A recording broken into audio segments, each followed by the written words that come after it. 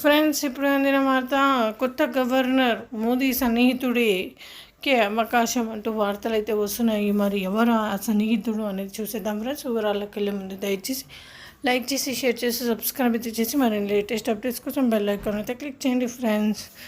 దేశంలో సార్వత్రిక ఎన్నికలు ముగియడంతో కేంద్రంలో ఏర్పాటైన సంకీర్ణ ప్రభుత్వం రాష్ట్రాల గవర్నర్ల మార్పులు చేర్పులపై దృష్టి సారించినట్లు తెలుస్తోంది. దేశవ్యాప్తంగా అన్ని రాష్ట్రాల గవర్నర్లు మార్చేందుకు రంగం సిద్ధం చేస్తున్నట్లు సమాచారం.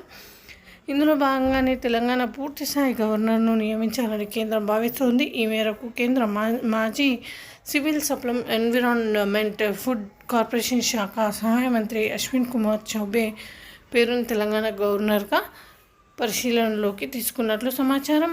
అయితే ప్రధాని నరేంద్ర మోదీకి అత్యంత సన్నిహితుడు, నమ్మదగిన వ్యక్తి అనే పేరున్న అశ్విన్ కుమార్ గత ప్రభుత్వంలో మోడీ క్యాబినెట్లో పనిచేశారు. 1953 జనవరిలో బీహార్లో జన్మించిన అశ్విన్ కుమార్ చౌబే ఆ రాష్ట్ర రాజకీయాల్లో అనుభవజ్ఞుడైన రాజకీయ నాయకుడైన కొనసాగుతున్నారు. అయోధ్య రామ మందిరం నిర్మాణ ప్రక్రియలో అశ్విన్ కుమార్ కీలక పాత్ర పోషించారు. అయితే తెలంగాణలో అధికారంలోకి రావడమే లక్ష్యంగా వ్యూహరచన చేస్తున్న బీజేపీ అందుకే అనుగుణంగా పావులు కదుపుతోంది.